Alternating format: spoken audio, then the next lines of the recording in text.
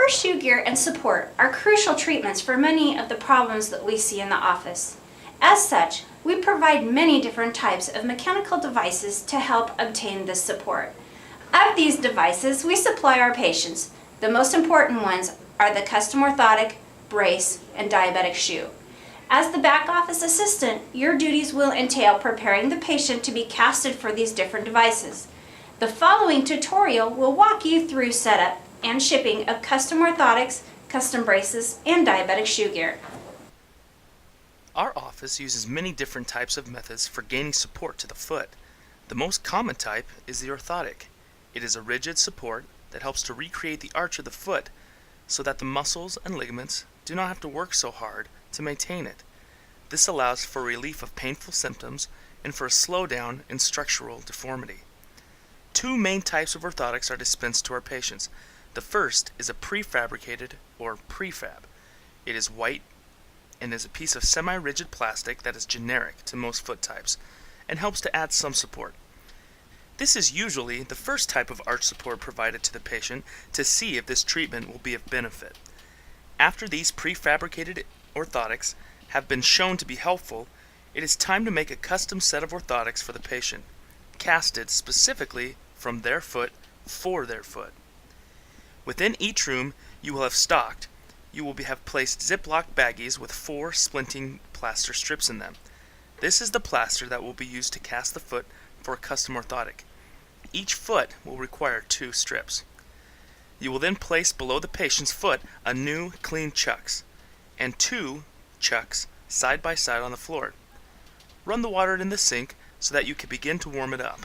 The warmer the water, the faster the plaster will set, which will allow the doctor to find the position he wants for the patient's foot and quickly cast the foot. You will place the basin filled with hot water on the ground in the middle of the chucks, and 1 set of 2 plaster strips on each side of the basin. It is important that you make sure the basin and the chucks are pulled far enough forward so that the physician can position himself at the foot of the patient without rolling onto the water, and so when he uses the water and plaster he does not have to reach under the chair to retrieve it. The best way to prepare for the physician is to lay out the chucks while you are seated at the patient's foot. This will allow you to gauge the placement much better. Now that your materials are set up, you will need to take care of the paperwork side of the orthotic order. Retrieve a prescription form from the forms cubby hanging in the wall in the hallway, and make sure you grab the proper form with the correct physician's name on it. You will also grab an orthotic payment sheet from the cubby. The patient must sign this form and choose an option from the 2 provided. We will bill their insurance, but we cannot guarantee their insurance will pay. To keep everyone on the same page, we provide 2 payment options for the patient in case their insurance does not cover the orthotic. The first way is to pay all of the charge up front, which is $450. By doing so, they will receive a 20% discount, making the payment only $360. The second option is to sign up for the Care Credit Plan. This is much like a credit card. We get the money right away. They make payments to a company interest-free for 6 months. Whichever the patient chooses, they must choose one before we can cast them for orthotics. As the back office assistant, it is your job to have them sign the paper. However, if any financial questions arise, make sure you send them to our front office manager to deal with it. Once the patient signs the form, you will then fill out the name, date, age, weight, gender, and shoe size of the orthotic prescription, and let the physician know they're ready to be casted. A custom brace is much like a custom orthotic, except it's usually only casted for 1 foot at a time. The most common reason for receiving a brace is a patient with foot and ankle instability. Unlike custom orthotics, braces are an item in which we know usually who will pay for them, so we make sure the insurance issues are straight before we cast them. You will not need an orthotic payment sheet for the brace, but you will still need a prescription. We use a different company, so the prescription form is an MSI form. You again will fill out the patient's name, doctor, age, weight, and any demographic information, and make sure you ask the patient to specify if they would like a black or tan brace. The supplies you will need for an MSI or Arizona brace are as follows. 1 set of impression foam or biofoam, but you will want to bring 3 boxes. This is so we can ensure 90 degrees the angle that we get. 1 roll of fiberglass casting tape, a stockinette, a cast saw, large cast scissors, chucks, a basin of water, and rubber or plastic hollow tubing. You will then lower the chair so the patient can sit 90 degrees to the floor, or if the chair doesn't drop that far, have the patient sit on the seat or bench in the corner. The reason for extra biofoam boxes is to place their foot higher or lower depending on reaching 90 degrees. You will place the chucks on the floor under their foot and place all the supplies along with the basin of water near them for the physician to use. With all the supplies in place, you will then place the stockinette over the patient's foot and up the leg under the knee, and then slide the plastic rubber tubing up the front of the foot and skin. This will serve as a place to cut the fiberglass that will be wrapped around the ankle without cutting the patient. The patient is now ready for the doctor to come in and cast them for a brace. Diabetic shoes are designed to offer protection and support for our patients who have diabetes and neuropathy. Neuropathy occurs when the nerves begin to die, mainly within the lower extremities, causing numbness and sensation loss. This is common in diabetes and can be very dangerous for the patient. Without nerve or sensation, it is difficult to feel friction and wear, and healing is decreased. The diabetic shoe allows the patient to receive the proper support while decreasing their chances of frictional wear on the foot. In order for patients to qualify for custom diabetic shoe gear, they must have diabetes and neuropathy. To prepare the patients for diabetic shoe gear, you will need to fill out the proper paperwork and measure the patient's feet. The first piece of paperwork is the doctor's certification letter. This is the letter sent to insurance stating the reasons why the patient needs these diabetic shoe gear. Fill out both pages. The patient must be diabetic and on some type of diabetic medication, and they must have neuropathy. These two options must be in place in order for these shoes to be covered. But there are also other options that may be secondary reasons for receiving the shoes, such as foot deformity and so on. Next, you will need to fill out the shoe and insert prescription forms. This is done during their visit and while you're measuring their foot. Make sure you fill in all the blanks like name and date, and whether they've had the shoes before or not. Under the order type section, you will choose custom inserts with shoes. When you get to the custom insert type, you will choose the total contact bilaminate insert. This is the first option under that section.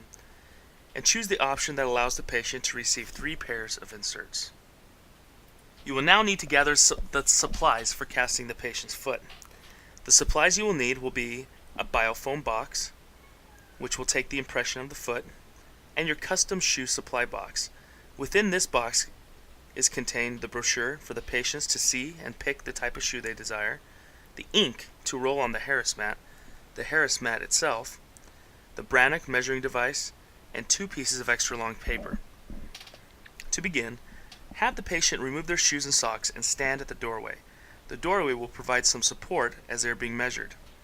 Next, you will place the biofoam box on the floor and have the patient step into the foam, each side for each foot. The idea is to get an impression of the way their foot is positioned while standing. It is important they strike the foam directly in the center and from above, so they will need to have their knee forward over the foot to ensure proper placement and even pressure dispersal. Next, apply some ink to the Harris mat and roll the ink evenly along the mat. Place the extra long piece of paper under the inked portion of the mat and place it on the ground. You will now have the patient stand directly on the mat, making sure to have them again bring their knee forward to even out the pressure. Have them stand with the normal weight on the foot. 2 things are happening while they do this. First, you're showing the dimensions of their foot when standing. Second, depending on the pressure they place on the pad, it will show up darker or lighter. These darker spots show where more pressure is being placed and allow the shoe company to customize the shoe to offset this pressure. Using a capped pen, you will then trace around the patient's foot. This will draw an outline in the patient's foot in the ink so the dimensions of the foot are exact. Now, using the Brannock device, you will measure the foot. This device is set up specifically for men or women, so grab the proper device. On each side, it shows either left or right heel. Make sure you use the correct side for the correct foot. Have the patient place their heel in the heel cup as snug as they can. They will then need to stand on the device so as to place all their weight on the foot. When standing, the foot will naturally flatten. So it's important we measure the weight-bearing feet so the shoes are not too tight. There are two sides to this device. The first is the hallux wedge, which should be lined up with the hallux or first metatarsophalangeal joint. The second is the slider on the opposite side that will close in on the side of the foot. This measures the width of the foot. Look to the toes and find the line that is nearest to where the toes reach. If they are between a line, always round up to the next line so that the shoe is not too small. When you have a number, look to the side slider and find the number. It will correspond to a letter. This letter is the width of the foot. All of these measurements need to be placed on the order sheet. As you measure the foot, you will also need to specify observable trends to the patient's foot, such as arch height, bunion size, hammer toe intensity, and swelling. You will follow all the measuring instructions as shown on the order form. Make sure to use the measuring tape to measure the tops of the feet from side to side for the height of the shoe. You are now ready to send in the order. After the physician has made impressions necessary for braces, shoes, and orthotics, you will need to prepare them to be sent off and made. The prescription forms must be filled out by the doctor before this can happen, and a copy must be scanned into the patient's chart, or the carbon copy must be given to the ladies up front in the box. You will need to rubber band the prescription form around the impressions made and package them to be shipped out. They will be placed in a box and sealed up with the shipping label attached to them. If they require a pickup by FedEx or UPS, they will then need to be called for the pickup. Orthotics, braces, and shoes need to be sent out as quick as possible, but we need to be smart about it as well. It is not cost effective to send one pair at a time, so it's customary to wait until a full box can be filled, but no more than an extra day from the day they were casted. If you are working in Centralia, you will need to prepare each day for your castings that will be used and sent by United States Postal Service to be brought up to the Tumwater office. The mail is not picked up in the Centralia office. Any items to be shipped must be prepared, pickup scheduled if necessary, and then taken to the front office to be picked up. Make sure you ask if you're not sure where to place an item to be picked up, and let the ladies up front know when someone comes to get it.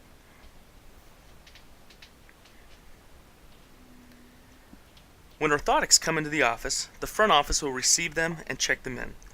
They will then give them to the back office to place in the orthotic cubbies and be prepared for the patient.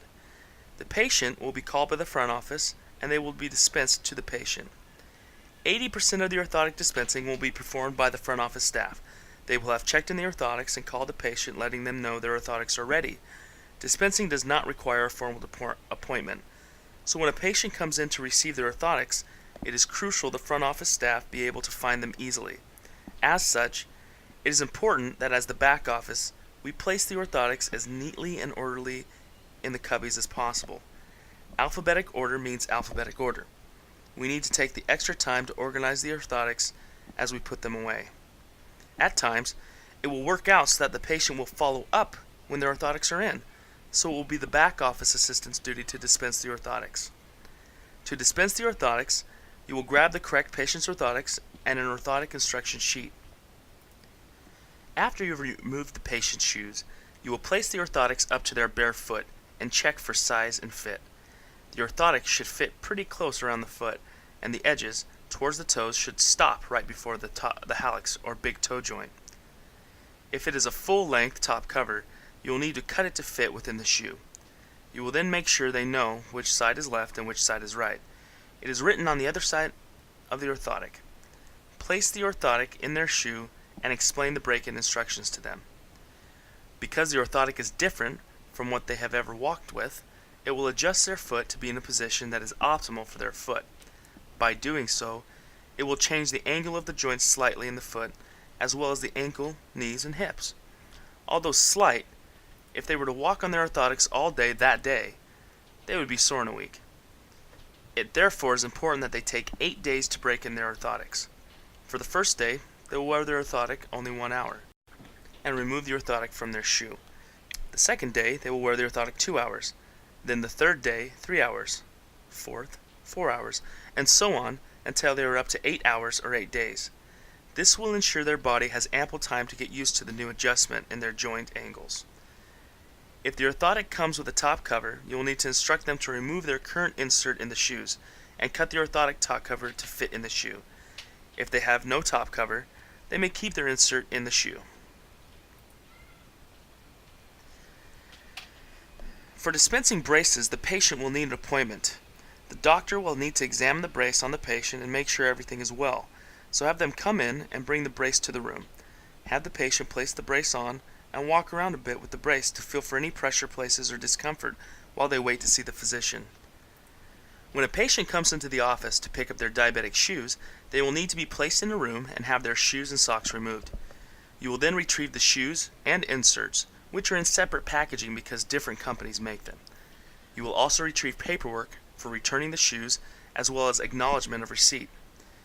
You will place the shoes on the patient and have them walk around the office to check for initial comfort and feel. You must make sure they understand they have 30 days to return the shoes. However, in order to return the shoes, they must have worn the shoes inside only. If there is any wear or tear from wearing outside, the shoes cannot be returned, and they must sign the return policy stating they understand this information.